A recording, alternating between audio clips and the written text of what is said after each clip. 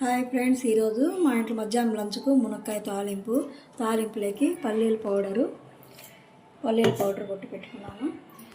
రసం టమాటా రసానికి కావాల్సింది 2 టమాటాలు, 2 ఉల్లిపాయలు, వెల్లుల్లిగడ్డ ఒకటి, చింతపండు. ఈ విధంగా ఉడికించుకోవాలి.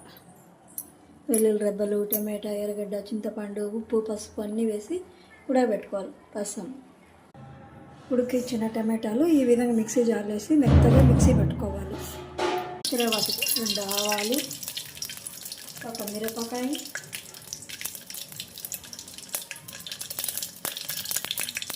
వెల్లుల్లి రెబ్బలు, కొద్దిగా కరివేపాకు వేసుకొని